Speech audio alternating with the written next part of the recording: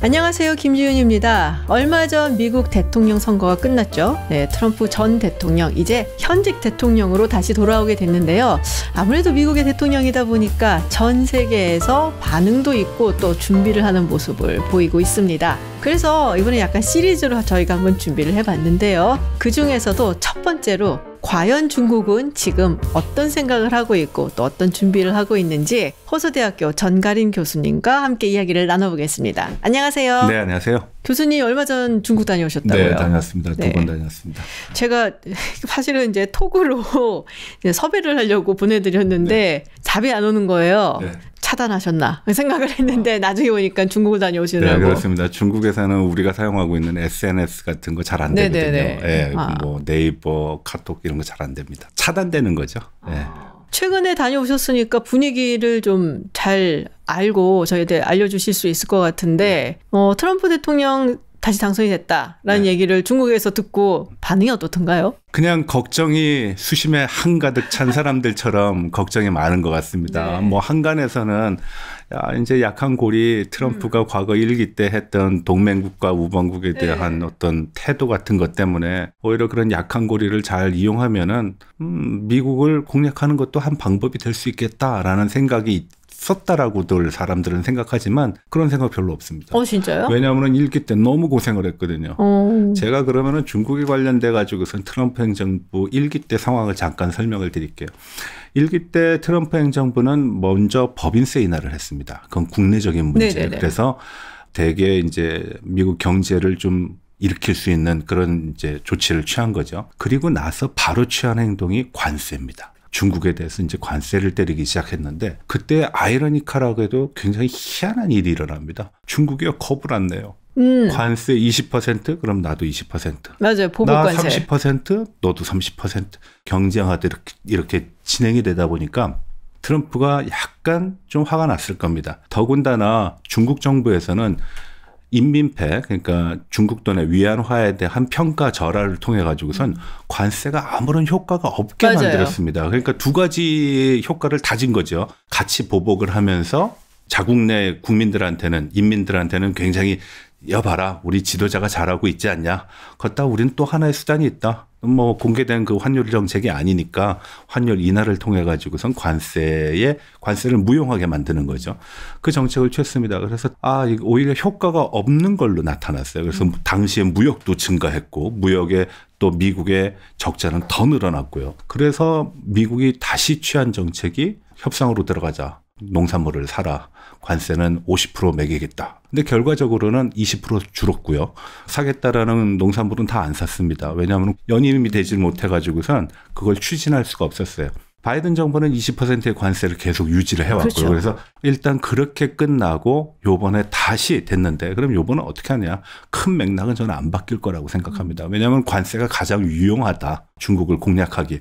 특히 지금과 같이 미국 달러화는 절대적인 강세고 전 세계 모든 화폐는 약세를 하고 있는 상황에서는 미국이 배싱이라고 그러죠. 회초리로 후려칠 때는 진짜 피멍이 들 정도로 맞을 수밖에 없는 상황이다. 그래서 관세는 놓지 않을 거고 트럼프가 경선 과정에서도 자신을 관세 대통령이라고 지칭을 했습니다. 더군다나 군사적으로 그리고 과학기술적으로 중국을 압박해 가는 강도가 훨씬 더 강할 거다. 그리고 그러한 4년의 경험이 있기 때문에 아마 중국은 굉장히 고민스러울 겁니다. 왜냐하면 2018년도에 한때 잠깐 중국과 미국이 관계가 좋았을 때가 있었어요. 그래서 시진핑은 너무 기쁜 나머지 자금성으로 트럼프와 트럼프 부인을 초청을 합니다. 그때는 관광객도 받지 않았어요. 자금성의 방이 모두 몇 개인지 아십니까? 많겠죠. 많아요. 9,999개. 그래서 하나만 더 하다면 만 개가 되기 때문에 만세라고. 황제의 건강을 얘기할 때 만세하고 삼창을 하는 이유도 바로 9,999개가 오래오래 장수하라.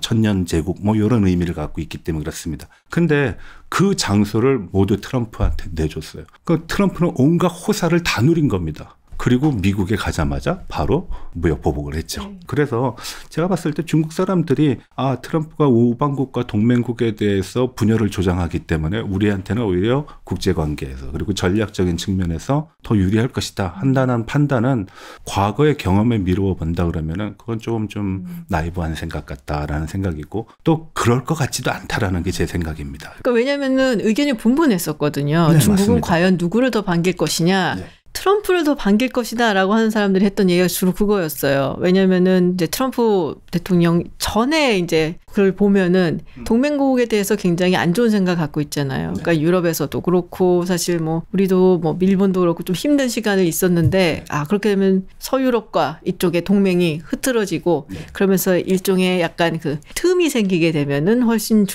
그쪽을 좋아할 것이고 뭐 최근 들어서는 뭐 수출이나 수입이나 이런 것도 다각화를 많이 해서 경제적으로 대비를 해놨다라는 얘기들도 하는 사람이 있거든요. 근데 교수님 말씀 들어보면은 그것보다도 일단은 관세라든지 뭐 경제적으로 지금 중국이 힘들다 보니까 굉장히 당혹스럽다. 교수님이 정치학을 하셨기 때문에 잘 아시겠지만 우리가 행태주의적인 분석, 그러니까 사람의 행위나 심리적인 분석을 추가해서 보게 되면은 중국은 나라를 다스리는데 기본적으로 3개의 단계로 나라를 다스립니다. 나라를 다스리는 그 3개의 단계는 곧 국제관계에서도 똑같이 적용이 돼요. 첫 번째가 힘을 키워라. 그래서 모든 왕조가 힘을 길렀습니다. 그걸 세라 그럽니다. 세력할 때 세자를 써요. 그리고 두 번째 단계는 그 세력을 바탕으로 전략을 쓰는 건데 그때 그 전략을 술이라 그럽니다. 전술할 때 술자예요. 그건 전제 조건이 있습니다. 상대방이 전혀 알아보지 못하고 예견하지 못해야 된다는 전제가 있습니다. 그래서 던졌을 때 그 충격파가 엄청나다라는 그런 특징이 있거든요. 마지막엔 치입니다. 그런 나의 룰에 의해서 내 제도로 다스리겠다라는 겁니다. 그래서 기본적으로는 3단계를 거치는데 지금 같은 현대사회는 정부의 정책이라든지 방향 같은 것들이 모두 공개, 투명 이거를 지향하고 있기 때문에 굉장히 술, 치 3단계를 꾸려나가기가 쉽지 않아요.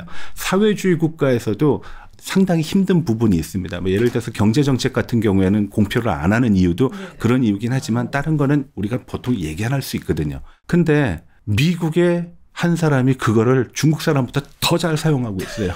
그게 바로 트럼프입니다.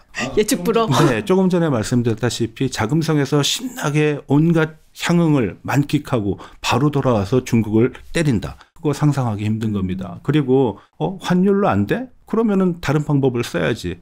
우리가 보통 연준 같은 경우에 독립성을 인정하거든요. 왜냐하면 중앙은행에 해당되기 때문에. 근데 연준 금리 인하하지 않으면은 내가 해고시킨다라는 얘기 하잖아요. 트럼프의 특징입니다. 근데 그걸 실천을 해요.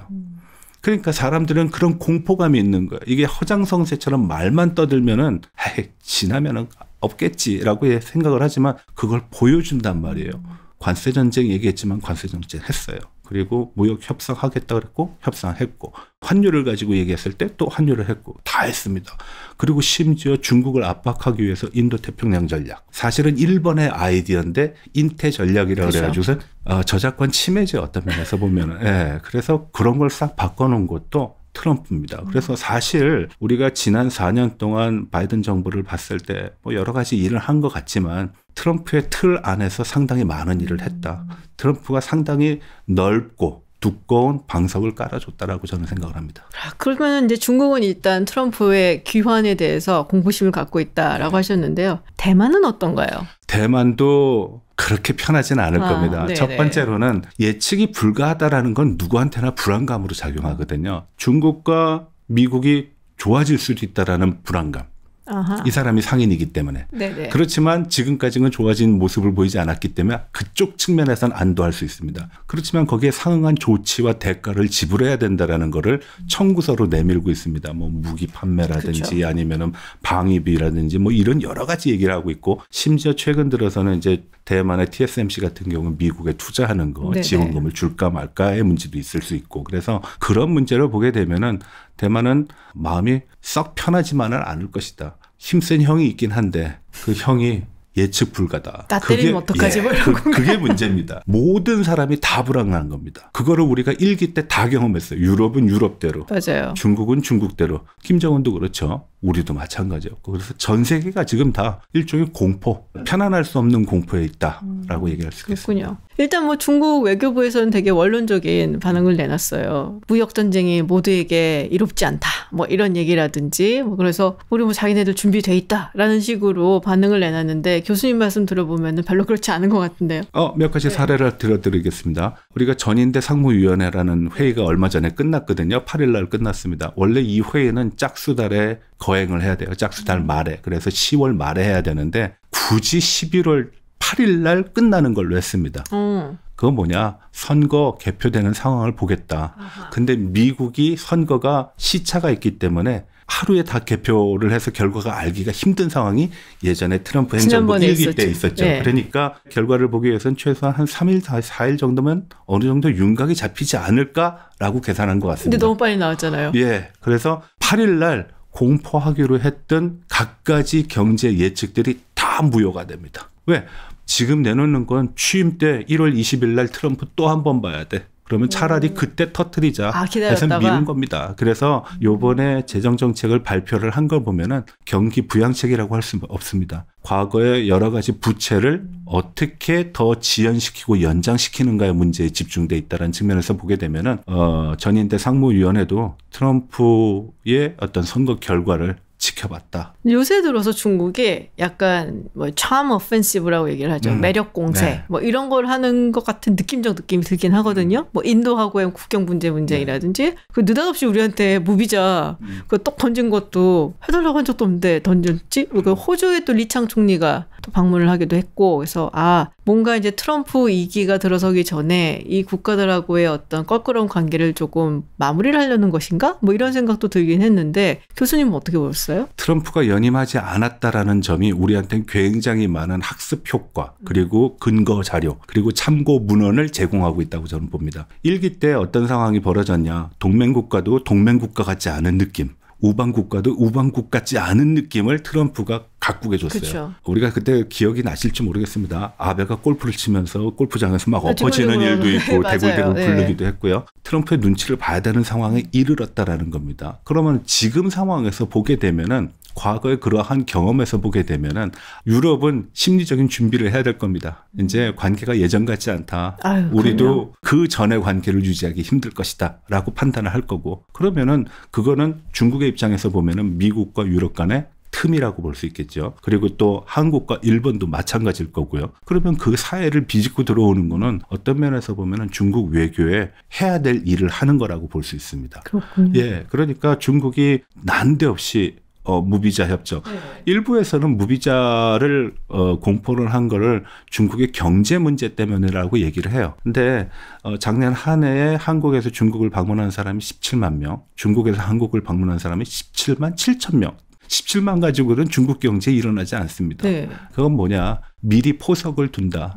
내년에 정도 되게 되면은 윤 정부도 마지막 정부고 그리고 이 정부 기간 동안에도 시진핑의 방한은 없었다. 근데 내년은 또 경주에서 행사가 있기 때문에 참 안 오기 힘든 그런 상황이 연출될 수도 있다라는 겁니다. 그거를 위해서 페루에서 있었던 에이펙이라든지 네네. G20의 일종의 분위기 잡는 모드가 이제 시작이 됐다라고 봅니다. 그리고 또 그러한 거를 어떻게 할 수 있냐. 지금 한국에 주재하고 있는 중국 각 언론사의 특파원들이 각 공공기관을 방문합니다. 공공기관의 수장들을 인터뷰를 하고 한중 관계를 얘기하고 그럽니다. 한국에서? 네. 그래서 저는 상당히 분위기 조성을 지금부터 참 열심히 좀 선제적으로 하고 있다라고 봅니다. 그런 측면에서 우리가 무비자의 일방적인 발표를 이해를 해야지 한국인들이 가서 얼마나 돈을 쓰겠습니다. 돈 못 씁니다. 한국인들의 어떤 관광 소비를 촉진시키기 위해서 경제적인 측면에서의 고려다. 저는 그렇게 생각하지 않습니다. 굉장히 전략적이다. 그래서 사전에 굉장히 여러 군데 포석, 마치 바둑을 두는 거와 마찬가지입니다. 지금 중국이 하고 있는 작업은 지금 바둑을 막 시작하는 그런 단계의 모습을 보이는 것 같습니다. 한국이 좋아서 저는 그렇게 생각하지 않습니다. 그렇군요.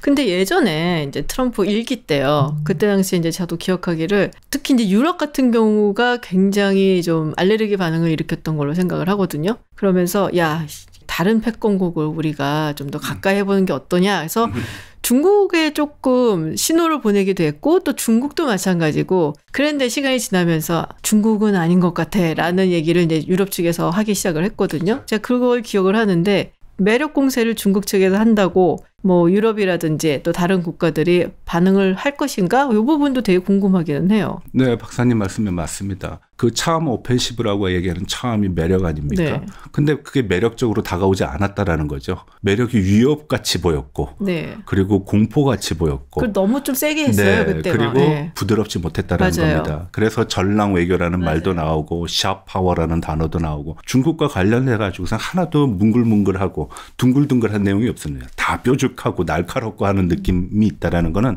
중국 외교가 상당히 큰 문제점을 안고 있다. 차암 오펜시브라는 거는 어떤 면에서 보면 가장 경제적인 겁니다. 비용을 최소화하면서 상대방의 매력을 통해 가지고선 나의 호감도를 증가시키고 장기적으로 그런 호감도가 유지되게끔 만드는 거거든요. 뭐 대표적으로 우리가 얘기하는 한류 같은 거 얘기할 네네. 수 있습니다. 근데 중국에 그렇게 날카롭고 사납고 하는 외교 정책을 취한다라는 거는 일단 중국이 반성해야 될 부분이라고 저는 생각합니다. 받아들이는 입장을 전혀 고려하지 않았다라는 거죠. 두 번째로는 이런 점이 있습니다. 이게 중국 사람들은 누구나 다 알 텐데요. 분자는 의에 밝고 소인은 이에 밝다라고 그랬습니다. 그러니까 소인들은 돈 얘기를 해요. 근데 이게 중국에만 해당되는 게 아닙니다. 외국도 마찬가지일 겁니다. 유럽 사람들이 트럼프에 대해서 별로 안 좋은 인상을 갖고 있다라는 거는 동맹국에 대해서 돈을 먼저 언급하고 안보와 생존과 그리고 어떤 협력과 관계에 있어서 돈이 다른 것보다 우선시했기 때문에 그런 이미지를 받았고 그거를 이제 이 사람은 군자가 아니라 소인이다 하는 시각에서 봤을 거라고 저는 판단을 합니다. 물론 이게 유럽에 소인이란 말이 있는지 군자란 말이 있는지는 잘 모르겠지만 분명히 그런 이미지는 있을 거라고 저는 생각을 하거든요. 근데 이런 과정 속에서 중국한테는 오히려 상당히 어떤 공간이 넓어지는 그렇죠. 효과를 네. 가져옴에도 불구하고 중국이 그걸 잘 활용 못했습니다. 그럼 몇 가지 사례를 들게 되면 중국이 저가로 물건을 많이 팔았죠. 자기네 저가 물건을 팔아서 재고는 털었는데 해당 국가의 중소상공인들은 망했다라는 거죠. 공생을 얘기하면서 인류 운명 공동체라고 얘기하지 않았습니까? 시진핑이. 운명 공동체인데 한쪽은 죽어야지 내가 산다라고 하는 거는 운명 공동체에 맞지 않습니다. 두 번째로는 코로나의 상황. 아직도 원인 불명입니다. 조사를 들어가겠다 그러는데 조사 못하게 하죠. 그리고 협력을 한다 그래 놓고 1대1로라는 걸 통해 가지고선 자금들을 많이 후진국에 줬어요. 근데 후진국이 코로나의 영향으로 자금을 못 갚으니까 뭐 그러면은 항구 100년. 100년만 쓸게. 100년만 쓸게. 그거 100년 전에 진짜 제국주의 열강들이 하던. 그러니까 영국 했던지 똑같이 하고 있어요. 똑같이 하고 있습니다. 그러면서도 서방을 비난할 땐 제국주의. 제국주의는 상도가 없는 거, 패도를 하는 국가 이런 식으로 표현을 하거든요. 근데 본인 스스로가 그걸 하고 있다는 거는 지극히 모순된 거죠. 그러면서도 거기에 대해서 정당성을 부여하니까 그걸 보기 싫은 거죠. 그래서 요즘 중국이 인기가 없는 거라고 저는 생각을 합니다. 네, 우크라이나 전쟁 이야기를 조금 해볼게요. 중국이랑 직접적인 관련은 아니지만 우크라이나 전쟁 이후에 러시아가 중국에 굉장히 의존을 하게 되는 형태로 바뀌었잖아요. 만약에 트럼프 행정부가 들어서서 지금 내건 약속 중에 하나가 내가 대통령이면은 24시간 내에 끝낸다라는 얘기를 했어요. 뭐 24시간 내는 아닐지라도 분명히 끝내려는 의지는 굉장히 단호하기 때문에 내년에는 뭐 총전이 되지 않겠냐라는 얘기들이 나오는데 그렇게 되면은 중국하고 러시아의 관계도 조금 달라질까요? 지금은 일단은 러시아가 굉장히 이렇게 기고 들어가는 모습이 있거든요. 네. 중국과 러시아는요, 물과 기름이에요. 만약에 물과 기름이 어쩌다가 한번 섞였다. 그거는 전략적 제휴. 굉장히 단기간에. 서로가 공포스럽게 생각하는 적이 나타났을 때 그런 협력을 합니다. 그때가 바로 트럼프 때였어요. 근데 트럼프가 지나고 난 다음에는 별로 좋지 않습니다. 우크라이나 전쟁 좋아질 수밖에 없죠. 왜냐하면 제재를 받으니까 기름 못 팔고 천연가스 못 팔거든요. 근데 중국이 이런 얘기를 합니다. 러시아에 대해서. 야, 위안화로 결제하자. 그러면 너 환율하면서 수수료도 안 내니까 좋을 거 아니야. 그래서 위안화로 결제를 했는데 가만히 보니까 중국의 중앙은행 발권이 투명하지가 않아요. 그냥 막 찍어내는 것 같은 거예요. 그래서 러시아가 중국 돈을 받아서 다시 중국에 갖고 가서 이런 얘기를 합니다. 달러로 바꿔줘. 중국이 믿업지 못한 행동을 계속 해왔다라는 거죠. 그래서 두 국가는 엄청난 긴 거리의 국경선을 맞대고 있을 뿐만 아니라 우리가 보통 한 산에 두 마리의 사자가 호랑이가 있을 수 없듯이 네. 서로의 패권을 경쟁하는 나라이기 때문에 굉장히 힘들다. 걷다가 생각하는 게 다릅니다. 한 사람은 과거의 영광을 재현하고 싶어 하는 거고 한 사람은 지금 영광은 없지만 나중에 영광을 찾을 거야라는 생각. 전자가 러시아고 후자가 이제 중국인 거죠. 둘 다 똑같은 생각을 하고 있을 때는 문제가 커집니다. 거기에 지금 트럼프까지 왔습니다. 그 세 사람의 공통된 생각은 나만이 이 문제를 해결할 수 있어. 나만이 강력한 힘을 휘둘릴 수 있고 내 아이디어가 최고야. 자, 그래서 여러분들은 희생을 해야 돼. 첫 번째 민족주의, 두 번째 애국주의. 그러다 보니까 첨예하게 대립할 수밖에 없습니다. 그러면 우리가 지금 러시아와 중국 관계만 얘기를 하니까 그럼 중국과 러시아는 좋아질 수 있냐? 없죠. 러시아는 트럼프가 손짓할 때마다 너무나 기분이 좋을 거예요. 아마 중국은 트럼프가 손짓할 때마다 저건 뭐지? 저 뒤에는 뭐가 있을까 하고 불안불안해 할 겁니다. 그런 상황이 연출된다 그러면은 중국과 러시아 관계 지금 상황에서는 좋아질 이유가 없다.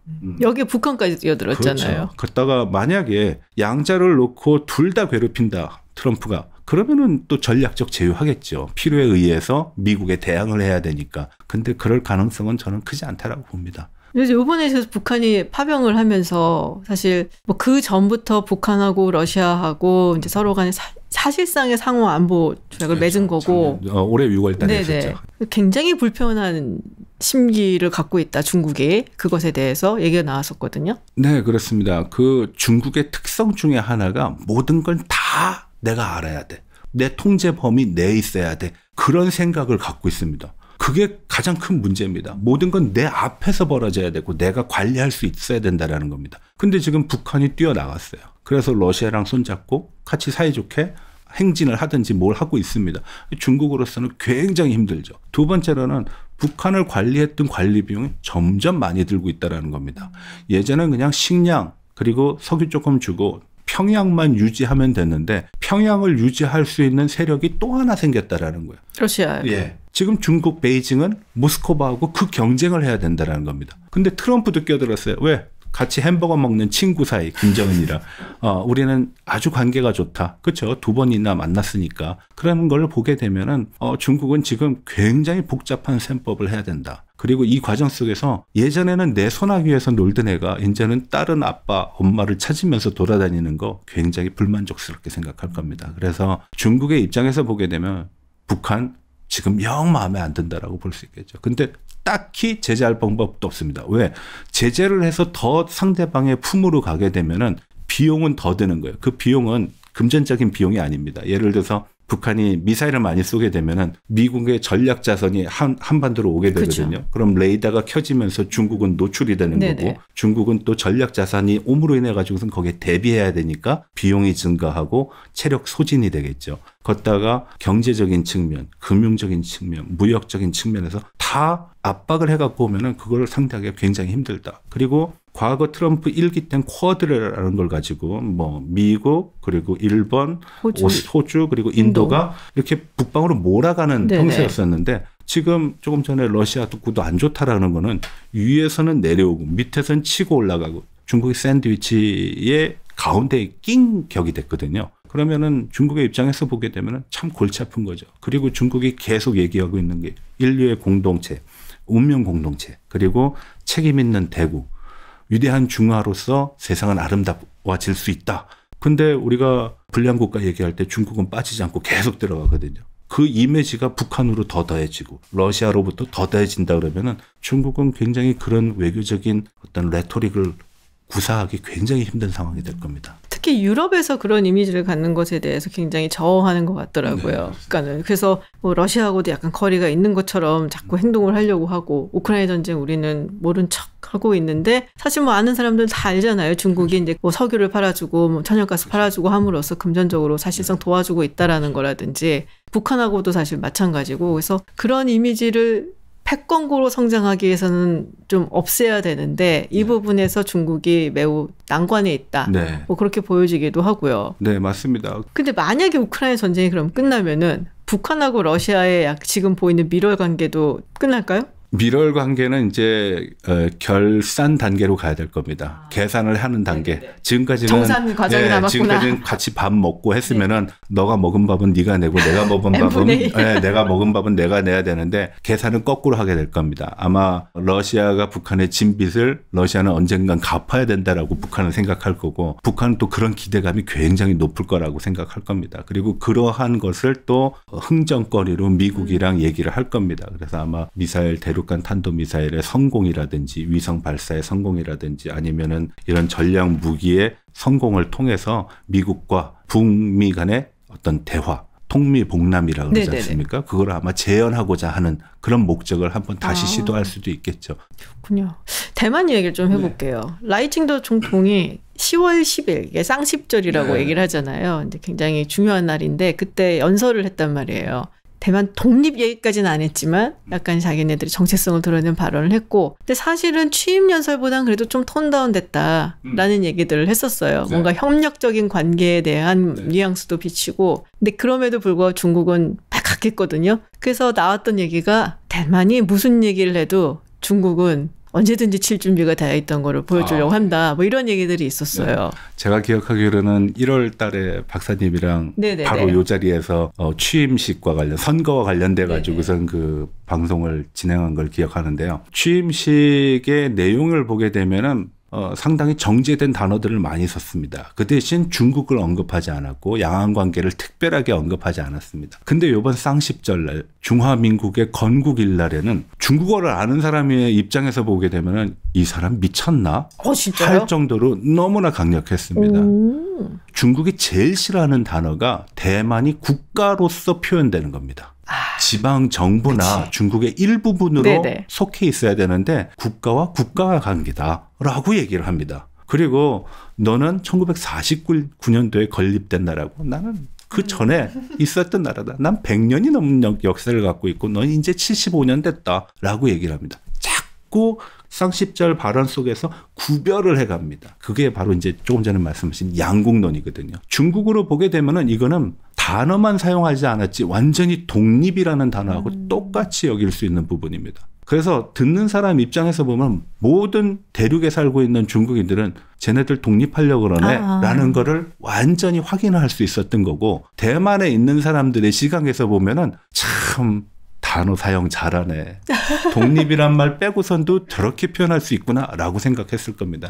그러나 그걸 영어로 풀게 되면은 톤다운 됐네. 왜? 그러니까요. 왜? 대만을 국가로 표현하지 않고 독립이란 단어도 쓰지 않고 하니까 그런데 사실 쌍십절 발언은 굉장히 센 겁니다. 그래서 그 발언이 있자마자 대만을 둘러싸고 8개 구역에서 대만을 포위한 상태에서 군사훈련을 했어요. 맞아요. 물론 군사훈련은 하루도 못 갔지만 중국어를 모르는 사람과 아는 사람의 차이인 거지. 그래서 이제. 굉장히 그거는 심한 용어였다라고 저는 봅니다. 그래서 실무적인 대만 독립분자라고 스스로를 지칭하는 라이칭 더 대만 총통은 자기 본연의 어떤 역할을 보여줬다. 여태까지 우리가 알고 있는 중국으로부터 위협 속에서 우리의 몸보신을 위해서 상당히 절제된 단어를 사용하는 것을 미덕이라고 생각해왔고 그것이 우리의 신변을 안전하는 담보라고 생각해왔는데 라이칭더는 결국은 보여줬구나. 왜 이렇게 자신감이 있을까요?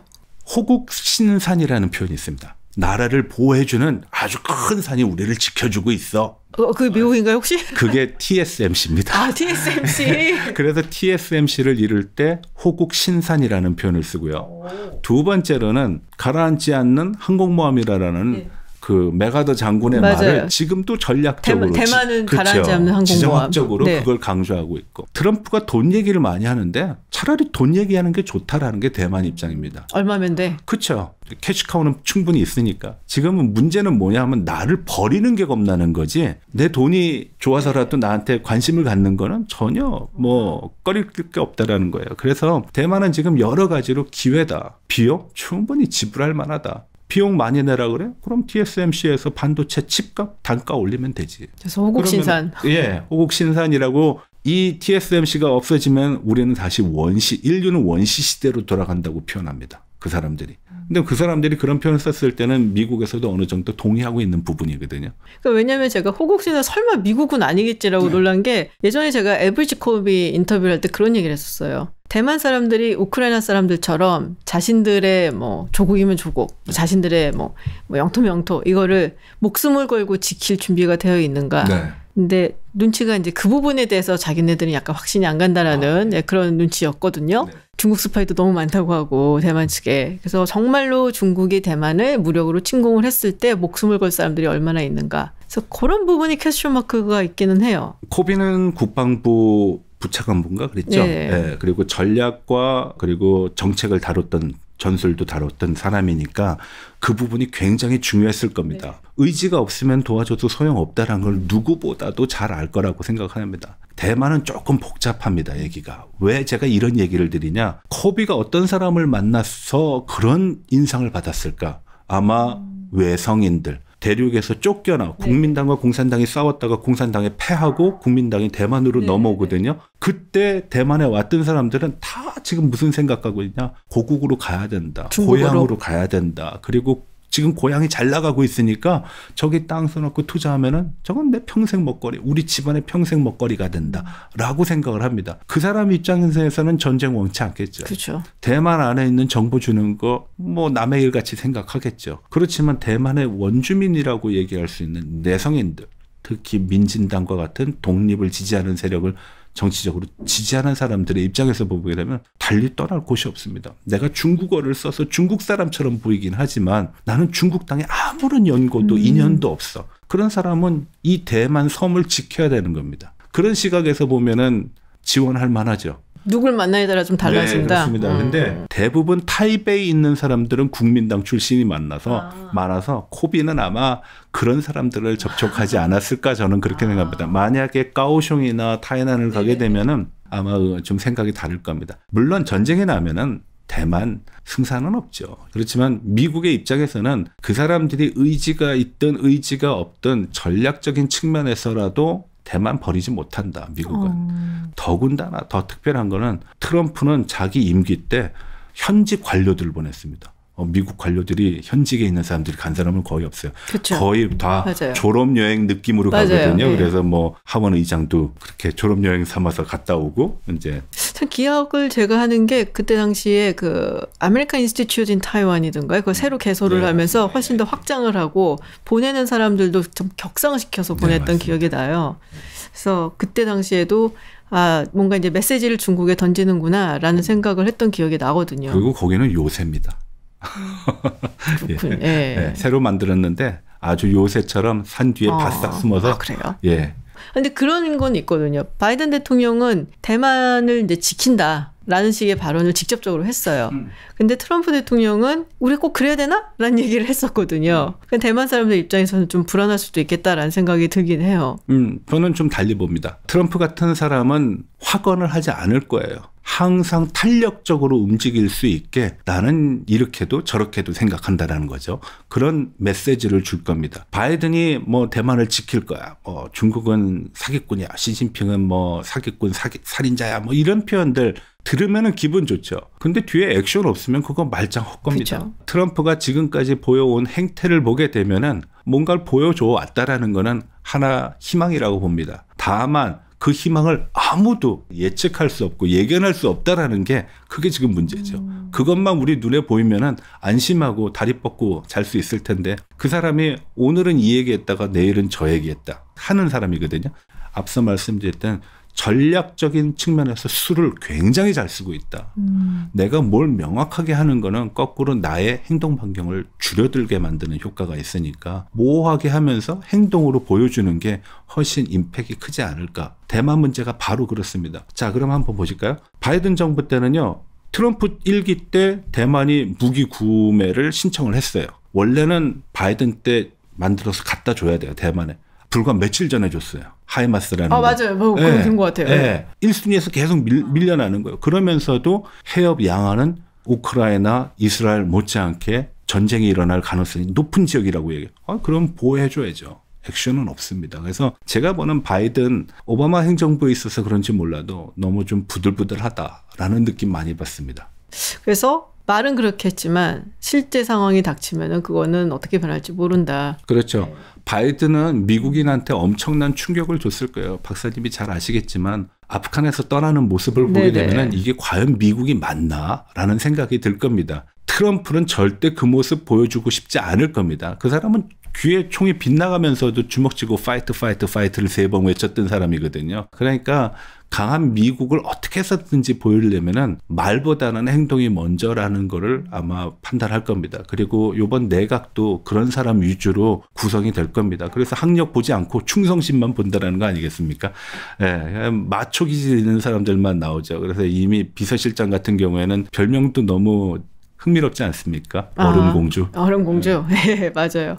근데 되게 재밌었던 게요. 그분이 트럼프 대통령이 이제 당선 그 스피치를 하면서 나와서 얘기하라고 그러는데 절대 안 하더라고요. 그러니까 본인이 어떤 위치에 있어야 된다는 걸 완벽하게 이해를 하고 있는 사람이구나. 인자는 보이면 안 됩니다. 네. 제이디 벤스도 그랬거든요. 그래서 이 사람들이 주변에서 트럼프의 어떤 성향이라는 걸 완벽하게 파악을 하고 있구나라는 생각이 들었어요.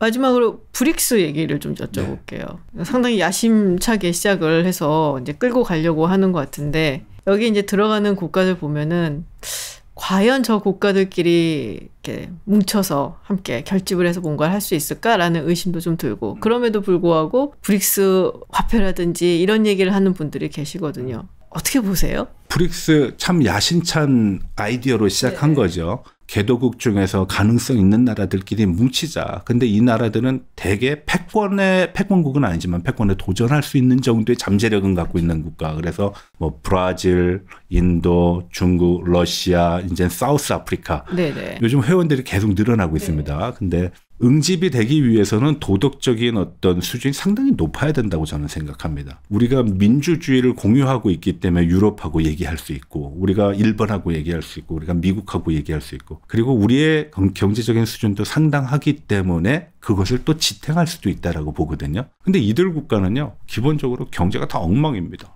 뭐 인도 잠재력 좋다 그러는데 인도 따지고 보면은 좀 이 부정부패 혼란상이 아주 만연한 나라. 브라질은 어떤가요? 그 나라도 별반 차이 없을 겁니다. 뭐 러시아, 중국은 더 말할 것도 없고요. 그럼 그런 나라들이 결집이 잘 될까요? 각자 다른 생각을 하고 있다는 겁니다. 근데 누구의 목소리가 더 커지는 걸 서로들 원치 않아요. 그렇죠. 그래서 그런 나라들은 힘들다. 단 필요에 의해서 교류는 할 거다. 그 간의 교류는 상당히 잘 됩니다. 하나 예를 들을게요. 중국이 공급 과잉으로 넘쳐나는 재고 물량을 인도에서 탑니다. 인도 근데 무엇보다도 중국 싫어해요. 중국과 경쟁 관계 있거든요. 보기도 싫어합니다. 그러나 싼 걸 어떻게? 뭐 이런 겁니다. 그리고 기다려. 우리도 10년 뒤에는 너네같이 잘 살 수 있을 거야 라는 또 희망을 갖기도 합니다. 그래서 제가 말씀드리고자 하는 거는 브릭스는 서로의 필요에 의해서 협력은 하지만 그 협력의 유대가 강하지 않다라고 봅니다. 자꾸 회원을 늘린다라는 건 새 불리게 하는 듯한 인상을 주지만 그 안에서 뭐를 탁 결정적인 걸 내놓기는 굉장히 힘들다. 조금 전에 말씀드렸던 브릭스 화폐를 내놓는데 이게 얘기가 모아지질 않잖아요. 우리가 수렴이라는 게 중요하거든요. 소리가 한 소리가 되겠어요? 잘 안 되죠. 그리고 그러기 위해서는 굉장히 그걸 끌고 가는 나라, 그 리더 국가의 도덕성이 굉장히 중요하다고 봅니다. 근데 거기 어느 나라도 믿을 만한 도덕성 가진 나라 없습니다. 뭐 중국 보시면 알고 러시아도 뭐 만만치 않고요. 인도는 약간 이건 뭐 인도 좋아하시는 분들한테 좀 이상하게 들리지만 우리의 생각에서 저의 입장에서 보면 인도 약간 4차원입니다. 이해하기 굉장히 힘듭니다. 브라질은 늘 행복합니다. 근데 배가 고프대요. 네, 그런 얘기를 합니다. 그러니까 그것도 굉장히 힘든 부분이에요. 상호 간의 절충점을 찾아서 수렴하려면은 그 수렴점이 있어야 되는데 수렴점을 그 긴 세월 동안 아직 제대로 찾은 것 같지 않아요. 자, 오늘 이렇게 시작은 미국 대통령 선거, 네. 그리고 그걸 바라본 중국의 속내, 그리고 대만은 어떤가 이런 걸로 시작을 해서 마지막에 이제 브릭스까지 이야기를 해봤는데요. 더 할 얘기도 많고 여쭤보고 싶은 것도 많은데 시간이 너무 지나서 여기서 마무리를 해야 될 것 같습니다. 오늘 이렇게 함께해 주셔서 고맙습니다. 네, 고맙습니다. 감사합니다.